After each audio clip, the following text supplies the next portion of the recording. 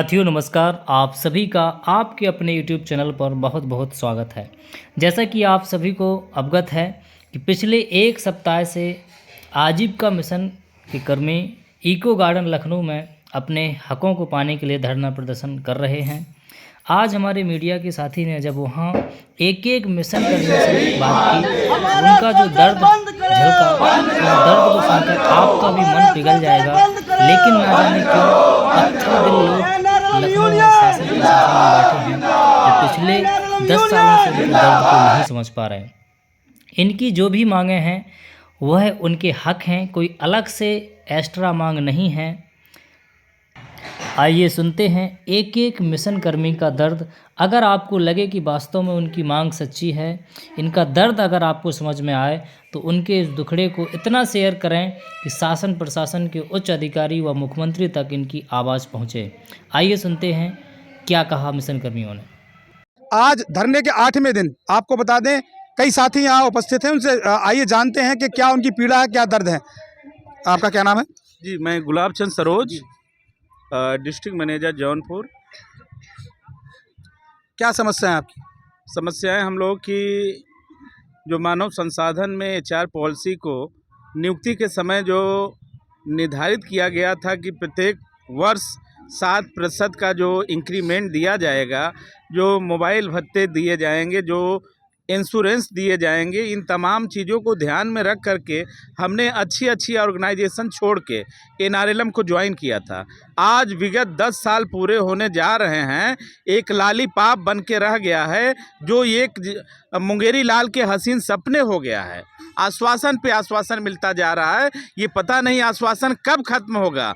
और इसी कड़ी में ये लग रहा है कि आने वाले समय में सिर्फ मेरे पास आश्वासन ही रहेगा, क्योंकि बहुत ऐसे परिस्थितियां हम लोगों के साथ आ रही है। हमारे कई ऐसे साथी हैं, लगभग 50 से ज़्यादा लोग जो है दुर्घटना के शिकार हो गए, आज हमारे बीच में नहीं हैं।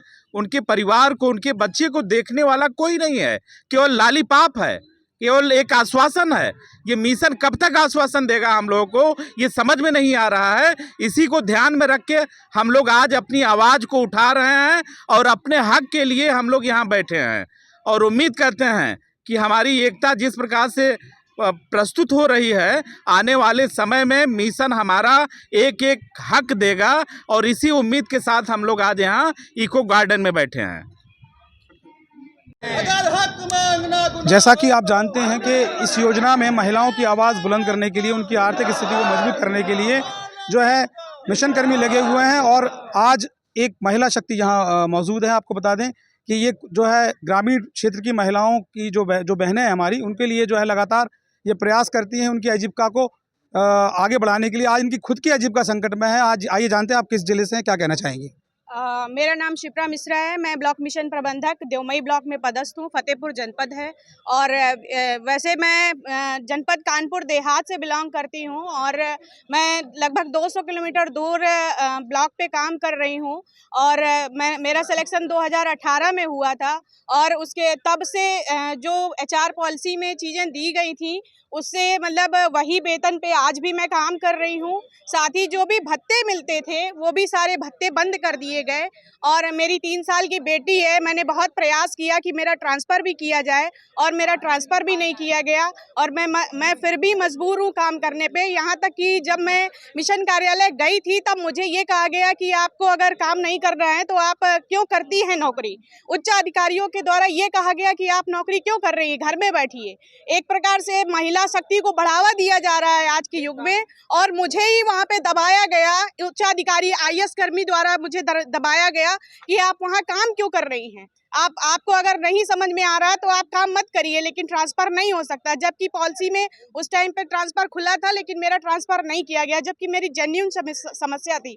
इसी के साथ हमारे जितने भी भत्ते थे 10 वर्ष से हम उसी मानदेय पे काम कर रहे हैं। जबकि जब से हमने अपना होश संभाला तब से हम ये जान रहे हैं कि मनरेगा की मजदूरी तब इतनी थी, आज इतनी हो गई है। लेकिन हम जैसे लोगों का आज उतने ही कम मानदेय सिस्टम में हम लोगों से काम कराया जा रहा है। खंड विकास अधिकारी द्वारा ब्लॉक पे शोषण किया जाता है। अन्य सरकारी कर्मचारियों द्वारा हम लोगों का मतलब संविदा कर्मी भी नहीं है, आउटसोर्सिंग ठेके के कर्मी कह करके हम लोगों का शोषण किया जा रहा है।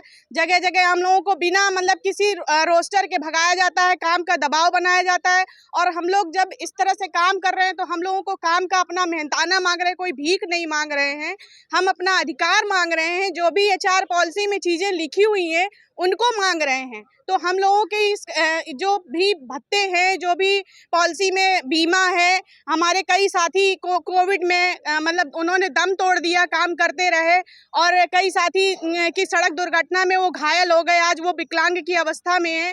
उनको हम लोग जनपद के द्वारा और प्रदेश स्तर पर 500 रुपये, 1000 रुपये सहयोग करके उनको हम वित्तीय सहायता हम लोग देते हैं।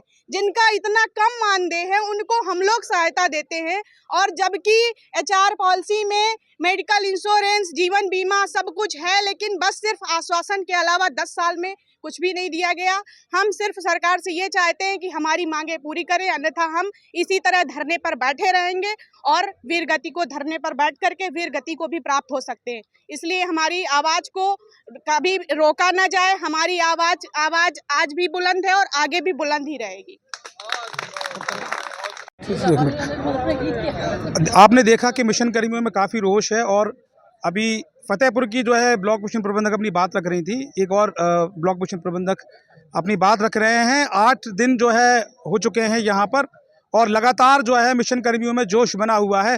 आइए जानते हैं ये साथी कहाँ से हैं। मैं प्रॉपर रहने वाला कौशाम्बी से हूँ।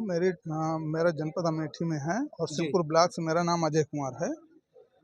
हमें 2021 से मैंने ज्वाइन किया है। यहाँ पे मैंने देखा कि सरकार जो योजनाएं चालू कर रही है, जिनके लिए चालू कर रही है, हमसे अपेक्षा कर रही है कि इनको लखपति दीदी बना दिया जाए, इनको ये कर दिया जाए। हमारी आजीविका तो खुद भी संकट में है जी। हम किसको किस बेस से लखपति दीदी का आधार बना दें?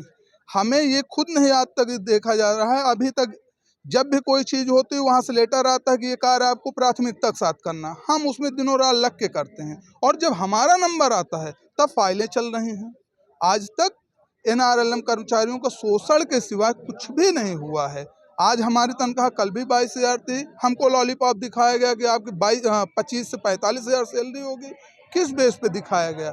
नई वैकेंसियाँ निकालने का प्लान करते, उसमें भी वही सब केवल और केवल बच्चों को भ्रमित करके हम लोगों को भविष्य चौपट करने में सरकार का फंडा है।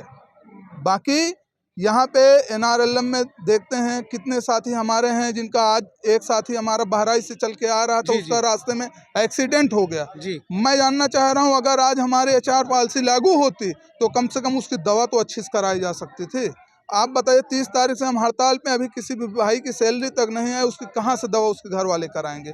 ये केवल और केवल सरकार हम लोगों का शोषण कर रही है।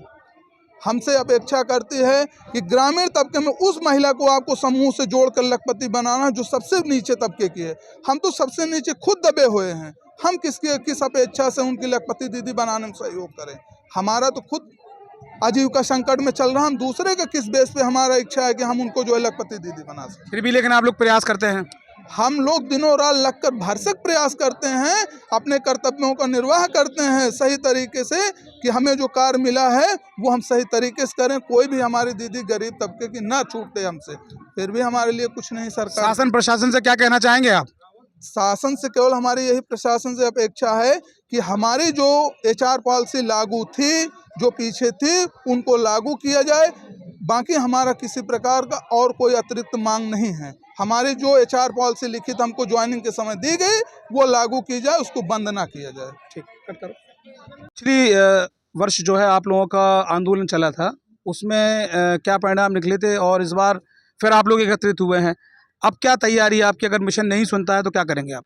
देखिए सर, पिछली बार हम लोगों को इमोशनल ब्लैकमेल किया गया, भावनाओं में हम लोग बह गए।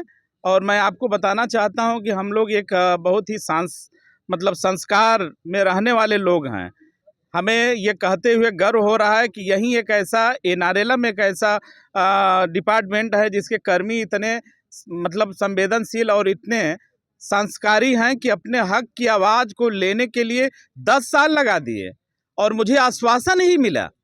इमोशनल ब्लैकमेल किया गया हमारे उच्चाधिकारियों के द्वारा कि हम जो है 1 हफ्ते 15 दिन में आपको सब मांगे पूरा करके दे देंगे।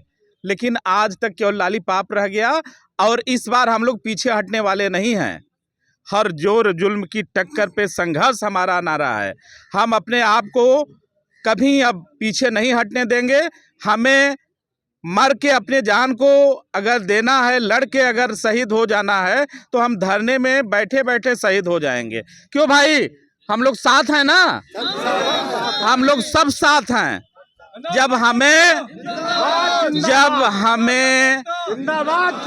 जब हमें हमारे साथी को किसी प्रकार की दुर्घटना में उसके परिवार को कुछ भी नहीं मिल रहा है, उससे बेहतर है कि हम धरना दे करके यहीं वीर गति को प्राप्त कर लेंगे, लेकिन पीछे नहीं हटेंगे। क्यों भाई?